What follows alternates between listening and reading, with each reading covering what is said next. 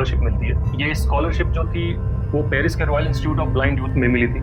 ये दुनिया का पहला ऐसा स्कूल था जिसे वैलेंटीन यू ने 1785 में फाउंड किया था। लुई ब्रेल के लिए ये एक अलग यूनिवर्स में कदम रखने जैसा, क्योंकि वो उन लोगों के अराउंड घिरा हुआ जो कि उसकी तरह स्पेशली एबल्ड थे। सबके सेम चैलेंजेस थे, सब अपने डार्कनेस को फेस कर रहे थे। ये स्कूल जो था ये लुई ब्रेल के लाइफ का सबसे टर्निंग पॉइंट होता है, क्योंकि यहाँ पर क्या होता है कि उस समय जो लेटर्स थे उनको थिकर करके, यानी कि जो अल्फाबेट्स थे उनको मोटा करके एक गीले पन्ने पे बम्प बना करके तैयार किया था और उसको टच करके पढ़ना होता था। और इतना ही नहीं, प्रॉब्लम ये थी कि वो जो बुक्स थे वो बहुत ही एक्सपेंसिव थे। और जब ये इंस्टीट्यूट खुला था उस समय पूरे इंस्टीट्यूट में सिर्फ 4 बुक्स हुआ करते थे। और प्रॉब्लम इतनी ही नहीं थी, प्रॉब्लम ये भी थी कि सारे जो अल्फाबेट्स थे वो एक तरह से सिमिलर ही दिखते थे और इतनी पास थे कि उनको टच करके अलग अलग लेटर्स में अलग अलग डिफरेंशिएशन पता करना बहुत ही मुश्किल था। ये एक ऐसा था जैसे कि एक नॉलेज को की होल से देख रहे हो, जो कि बहुत ही इनसफिशिएंट है, बहुत ही फ्रस्ट्रेटिंग है। आप चाह के भी कुछ नहीं कर सकते। जो इनिशियल ब्लाइंड लोगों पे पढ़ने की जो किताबें थी उसकी फोटो मैं यहाँ लगा देता हूँ ताकि आपको समझ में आ जाए कि मैं किस चीज की बात कर रहा हूँ। खैर, जो लुई ब्रेल थे वो इन सारी कठिनाइयों के बावजूद भी